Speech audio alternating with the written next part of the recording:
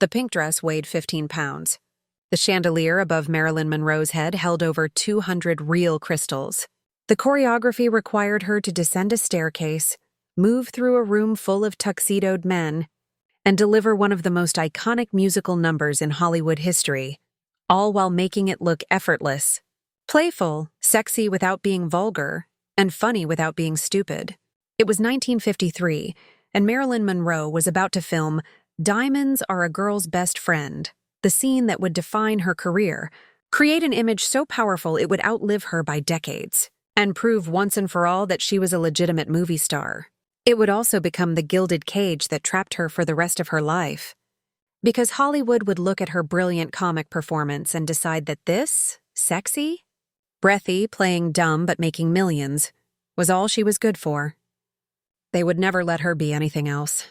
But in that moment, in that pink dress, preparing to sing about diamonds and men and the transactional nature of romance, Marilyn Monroe was about to show the world exactly what she could do. Even if the world would misunderstand it completely. The road to Gentlemen Prefer Blondes started with a fight. That's important to remember. Marilyn had to battle for this role. 20th Century Fox didn't want her for the part of Lorelei Lee, the gold-digging showgirl at the center of the story.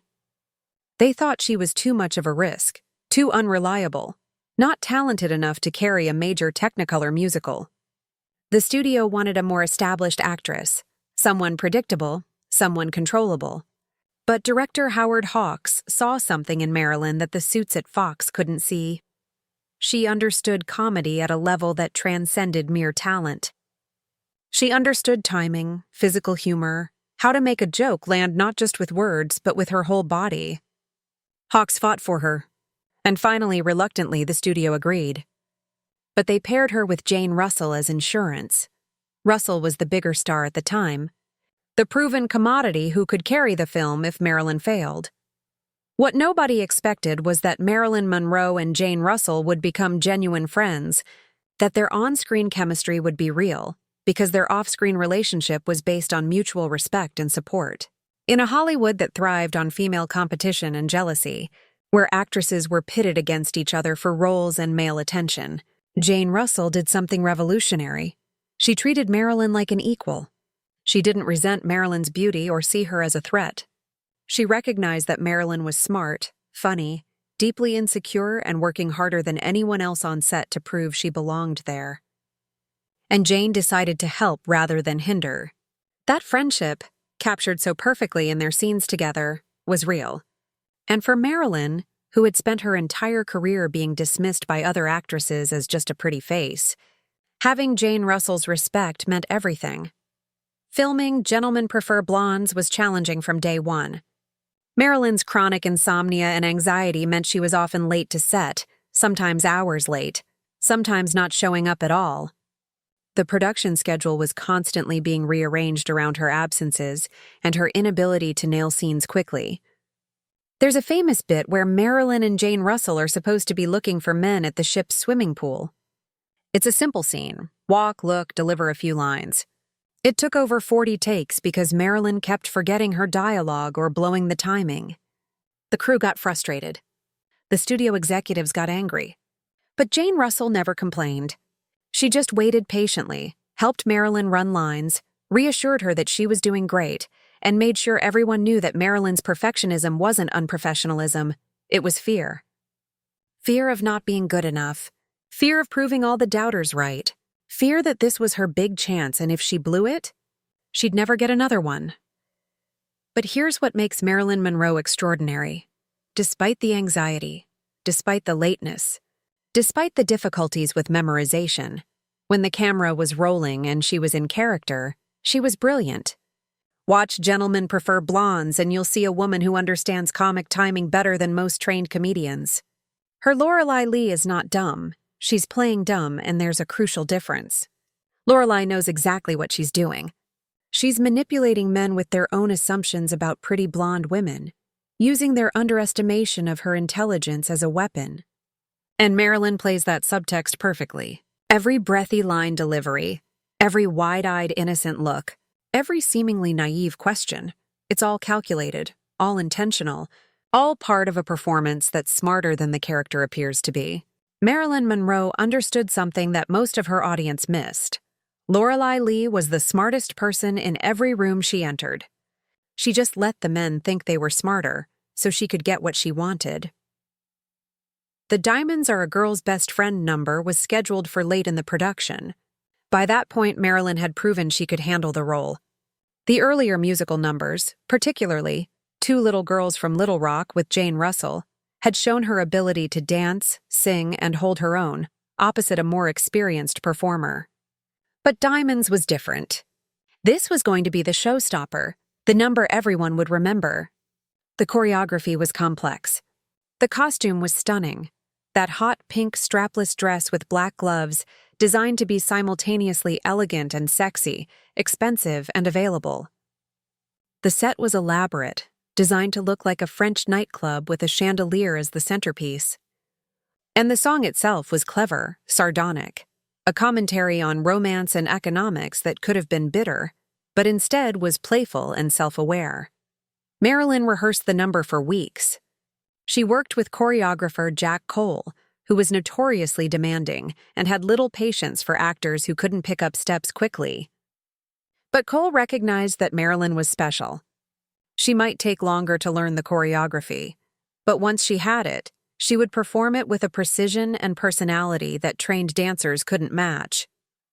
She moved through the space like she owned it, her body language projecting confidence and control even when her voice maintained that breathy, little girl quality. The contrast was electric, and Cole knew they had something extraordinary. The day they filmed Diamonds Are a Girl's Best Friend, Marilyn arrived on set early for once. She was nervous, more nervous than she'd been for any other scene in the film. This was her moment to prove she wasn't just a pretty face, that she was a real performer who could deliver a show-stopping musical number. The crew noticed her anxiety. Jane Russell came by to give her a pep talk. "You're going to be magnificent," Jane told her. "Just do what you've been doing in rehearsal. Trust yourself." Marilyn nodded, but her hands were shaking as she got into costume and makeup. The pink dress was tight, so tight she could barely breathe, which actually helped with the slightly breathless quality of her singing. The heels were high. The jewelry was heavy. She looked in the mirror and saw Lorelei Lee looking back, confident, knowing, in control. She took a breath and walked onto the set. Wait until you hear what happened.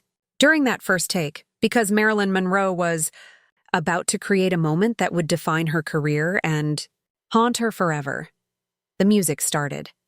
Marilyn descended the staircase, and something magical happened. She became Lorelei Lee completely. Every movement was precise but natural. Every line reading was playful but pointed. She moved through the room of men like a shark through water, graceful, predatory, completely in command. When she sang, "A kiss may be grand, but it won't pay the rental," there was genuine wit in her delivery, a self-awareness that made the character sympathetic rather than mercenary. She was playing a woman who understood the economic realities of romance, who had learned that love doesn't pay bills and pretty faces don't last forever, so you might as well get the diamonds while you can. And Marilyn sold every moment of that philosophy while simultaneously making you like Lorelei, making you understand her, making you root for her to get those diamonds. The crew watched in silence. Director Howard Hawks watched the monitors with a slight smile. Jane Russell, watching from the sidelines, grinned and whispered to the assistant director, "She's going to steal the whole movie." When Marilyn finished the first take and the music ended, there was a moment of complete silence on set, and then the crew burst into applause. It didn't happen often. Crew members see performances all day long and rarely react that way. But they knew they'd just witnessed something special. Marilyn, coming out of character, looked confused and uncertain. "Was it okay?" she asked Hawks. The director, not known for effusive praise, nodded. "Do it again just like that," he said. "That's the one." They filmed it 3 more times for coverage and safety, but Hawks knew they had it on that first take. Marilyn Monroe had just created the most iconic musical number of her career. When the film was released later that year, Diamonds Are a Girl's Best Friend would stop the show. Critics who had been skeptical about Marilyn's talent would have to admit she could perform. The scene would be imitated, parodied, referenced in countless other films and performances. Madonna would recreate it almost shot for shot 40 years later in Material Girl. The pink dress would become one of the most famous costumes in cinema history. And Marilyn Monroe would cement her status as a major star. Mission accomplished, right? She'd proven she was talented. She'd shown she could carry a big musical number. She'd demonstrated comic timing and charisma. The doors to serious dramatic roles should have opened wide, except that's not what happened. Because Hollywood looked at Diamonds Are a Girl's Best Friend and saw not a brilliant comic actress, but a sexy blonde who could play sexy blondes. Studio executives saw those box office numbers. Gentlemen Prefer Blondes was one of the highest-grossing films of 1953, and decided they'd found a formula. Why let Marilyn Monroe stretch and grow as an actress when they could just put her in variations of the same role over and over? The dumb blonde who's not as dumb as she seems, the showgirl with a heart of gold, the beautiful woman who uses her looks to get ahead. Hollywood would spend the next 9 years of Marilyn's career forcing her into versions of Lorelei Lee. And every time she tried to break free, every time she fought for a serious dramatic role, they'd point to Gentlemen Prefer Blondes and say, "This is what the audience wants. This is what you're good at. Why fight success?" Marilyn understood the trap immediately. She was grateful for the film's success. It made her a genuine star, increased her salary, gave her more leverage. But she also realized that she'd just locked herself into a type. Years later, she would say in interviews, "I proved I could do comedy. And then that's all they would let me do. I wanted to play Grushenka in The Brothers Karamazov. I wanted to do serious drama, play complex characters. But after Gentlemen Prefer Blondes, all I got offered were more dumb blondes." The irony was devastating. The performance that proved she was talented also limited what people would allow her to be talented. And here's the cruel twist that makes this story even more painful. Marilyn Monroe was genuinely brilliant at comedy. If she'd been allowed to continue developing that skill, to do more sophisticated comedies, to work with directors who understood how smart she was, she could have had a career like Carole Lombard or Claudette Colbert, respected comedic actresses who got to be funny and intelligent on screen. But Hollywood in the 1950s couldn't quite conceive of a woman who looked like Marilyn Monroe being allowed to play characters with agency and intelligence. The industry was comfortable with her as a sex symbol. They were fine with her as a punchline. But letting her be fully human, letting her play characters who were both beautiful and smart, both sexy and sympathetic, that was too threatening, too complicated, too far outside the narrow boxes they'd built for women in film. Jane Russell saw what was happening. After Gentlemen Prefer Blondes wrapped, she stayed in touch with Marilyn. They'd have lunch when they were both in Los Angeles, and Marilyn would talk about her frustration with the roles she was being offered. "They're all the same girl," Marilyn complained. "Just in different clothes, in different cities. But it's always the same character. Pretty but dumb, sexy but harmless. I want to play someone real." Jane, who had more power in Hollywood and had fought her own battles with studios over typecasting, gave Marilyn advice. "You have to be willing to say no. Turn down enough of these roles and eventually they'll have to offer you something different." But Marilyn couldn't afford to say no as easily as Jane could. Marilyn didn't have the same financial security, the same reputation for being reliable. When she turned down roles, studios would suspend her without pay. When she fought for better parts, she'd be labeled difficult. The system was rigged against actresses who wanted control over their careers. And it was especially rigged against Marilyn Monroe.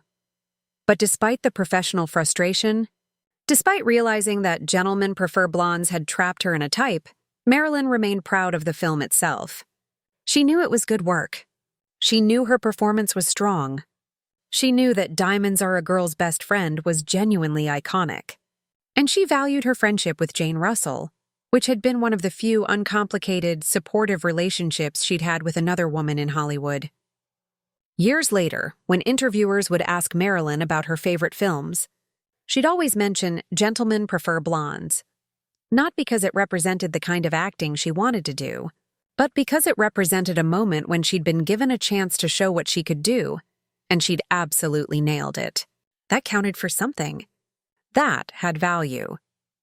The film also taught Marilyn an important lesson about the difference between being seen and being understood. Millions of people saw diamonds are a girl's best friend. They saw the pink dress, the chandelier, the playful sexuality, the breathy voice. But how many of them understood that the performance was layered, that Lorelei Lee was smarter than she appeared, that Marilyn was playing a character who was playing dumb? Very few. Most audiences took the performance at face value. Here's a beautiful blonde singing about gold digging. How fun and sexy. They missed the satire. They missed the commentary. They missed the intelligence behind the apparent simplicity.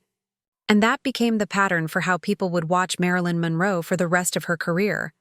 Seeing the surface, missing the depth. There's a moment near the end of Gentlemen Prefer Blondes that reveals more about Marilyn's actual talent than any of the musical numbers. Lorelei is in court, defending herself against accusations of being a gold digger. She's questioned by a judge, and she has to argue that her desire to marry a rich man is no different from any practical consideration in choosing a spouse. Marilyn plays the scene with perfect comic timing and genuine pathos. She makes Lorelei sympathetic without making her pathetic. She makes the character's pragmatism understandable without endorsing it. It's subtle, sophisticated comedy, and most people don't even remember that scene because they're too busy remembering the pink dress and the diamonds. That's the tragedy of Marilyn Monroe's career in miniature. She gave complex, intelligent performances, and audiences remembered only the most superficial elements. The success of Gentlemen Prefer Blondes in 1953 set a pattern that would define the rest of Marilyn's career. Studios would keep putting her in variations of the same role. How to Marry a Millionaire later that year. There's No Business Like Show Business in 1954. The 7-Year Itch in 1955, all comedies, all featuring Marilyn as some version of a beautiful blonde who may or may not be as naive as she seems. She'd occasionally get to do something slightly different. Bus Stop in 1956 let her play a character with more vulnerability and less polish. The Prince and the Showgirl in 1957 paired her with Laurence Olivier in a romantic comedy with more sophistication. But even those films couldn't quite escape the essential Marilyn Monroe type that Gentlemen Prefer Blondes had established. By the late 1950s, Marilyn was actively fighting against the trap. She'd formed her own production company to try to get more control over her roles. She'd studied at the Actors Studio in New York, working with Lee Strasberg to develop serious dramatic skills. She'd married Arthur Miller partly because he represented intellectual respectability, because she thought being married to a serious playwright would make Hollywood take her seriously as an actress. But the industry couldn't quite let go of the image they'd created, even when Marilyn tried to do something different. She was fighting against audience expectations shaped by films like Gentlemen Prefer Blondes. People came to Marilyn Monroe movies expecting the breathy voice, the comic sexiness, the dumb blonde character.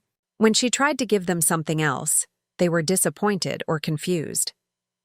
The last completed film Marilyn Monroe made was The Misfits in 1961, written specifically for her by Arthur Miller. It was supposed to be her serious dramatic role, the performance that would finally show her range and depth. And she is good in it, vulnerable, broken, real. But by then, the marriage to Miller was falling apart. Marilyn's addiction to pills was spiraling out of control, and the film itself was a troubled production. When The Misfits was released, critics acknowledged Marilyn's performance, but the film wasn't a commercial success. It didn't erase the dumb blonde image. It didn't fundamentally change how people saw her. Gentlemen Prefer Blondes, filmed 8 years earlier, remained more iconic, more memorable, more definitive of who Marilyn Monroe was in the public imagination. So here's the question that makes this story so complicated and heartbreaking. Was Gentlemen Prefer Blondes good or bad for Marilyn Monroe? It made her a star. That's undeniably good. It proved she had talent. Also good. It gave her financial security and career opportunities. definitely good.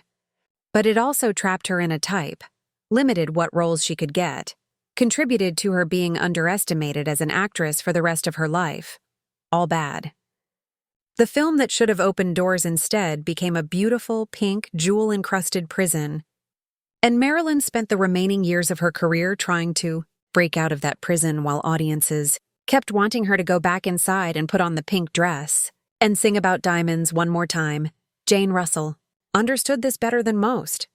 After Marilyn's death in 1962, Jane gave interviews about their friendship and their time making Gentlemen Prefer Blondes. She talked about how talented Marilyn was, how hard she worked, how much she wanted to be taken seriously. People thought Marilyn was the character she played, Jane said in one interview. They thought she really was Lorelei Lee, that the breathless voice and the little girl act was real. But it was a performance. Marilyn was smart. She was well-read.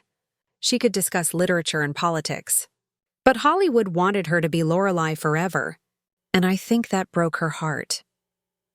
Jane carried some guilt about that, not because she'd done anything wrong, but because she'd gotten to have a longer, more varied career while Marilyn had been trapped by the very success they'd created together. The Diamonds Are a Girl's Best Friend number has outlived everyone who made it. The choreographer is gone. The director is gone. The crew is gone. Marilyn is gone. Jane Russell passed away in 2011. But that image, Marilyn in the pink dress, surrounded by men in tuxedos, singing about how diamonds are a girl's best friend, that image is immortal. It's been copied, referenced, parodied, and celebrated for 70 years. It represents old Hollywood glamour. It represents Marilyn Monroe at her most iconic. And it represents everything she was and everything she wanted to be, but was never allowed to fully become. A brilliant comedic actress trapped in a beautiful prison of diamonds and pink silk and audience expectations. If you watch Gentlemen Prefer Blondes, today, knowing everything that came after, it's bittersweet. You can see the talent that should have had a longer, richer career. You can see the intelligence that was dismissed as sex appeal. You can see a woman giving a performance that's much smarter and more layered than most people gave her credit for. And you can see the moment that defined her, trapped her, and outlived her, all in one stunning, perfectly executed musical number that proved she was everything Hollywood wanted her to be, but wouldn't let her be anything more than what made the friendship between Marilyn and Jane Russell so special was that it continued long after the cameras stopped rolling. They would call each other, have lunch, talk about their lives and careers. Jane never treated Marilyn like a fragile mess, even as Marilyn's struggles with addiction and mental health became more public. She treated her like a friend, an equal, someone whose company she genuinely enjoyed. In an industry built on competition and jealousy, their friendship was rare and real. Jane later said that one of her biggest regrets was not being more forceful about getting Marilyn help in those final years. "I could see she was in trouble," Jane said decades later. "But I didn't know how bad it was. I didn't know how to help. And then she was gone." The legacy of Gentlemen Prefer Blondes is complicated in exactly the way Marilyn Monroe's entire career is complicated. It's a great film. It showcases genuine talent. It features one of the most iconic performances in cinema history. And it contributed to limiting that talent, to trapping a brilliant comedic actress in a box labeled dumb blonde. Both things can be true simultaneously. The film is a triumph and a tragedy, a door opening and a cage closing. The moment Marilyn Monroe proved she was a star, and the moment Hollywood decided that's all she would ever be allowed to be. If you watch the film today and really pay attention, not to the costumes or the spectacle, but to the actual performance, you'll see what Jane Russell saw. You'll see a woman with impeccable comic timing who understood how to use her body and voice as instruments of comedy. You'll see intelligence playing at dumbness, which is infinitely harder than actually being dumb. You'll see an actress who could have had a career as rich and varied as any of the great comedic actresses of Hollywood's golden age. And you'll see all of that potential being channeled into one type, one image, one role that she would be asked to play again and again until it killed something essential in her. The pink dress is in a museum now, carefully preserved behind glass. Worth hundreds of thousands of dollars. A piece of film history, a symbol of an era, a beautiful costume from a beautiful film featuring a beautiful woman giving a beautiful performance. And sometimes, looking at that dress under those museum lights, you have to wonder, if Marilyn Monroe could see it now, would she be proud of what it represents? Or would she just see another cage she couldn't escape, beautiful and valuable and forever locking her into an image she could never grow beyond? Which city are you watching from? Drop your location in the comments below. Now we want to hear from you. Do you think gentlemen prefer blondes helped or hurt Marilyn's career? Should she have fought harder against being typecast? Is it fair to be trapped by your own success? Have you ever been defined by one thing you did well, unable to show other sides of yourself? Share your thoughts in the comments. If this story resonated with you, don't forget to like this video and subscribe to Boulevard of Monroe for more stories about Hollywood's most iconic performances, the roles that defined careers, and the price of being too good at one thing. Hit the notification bell so you never miss our next story.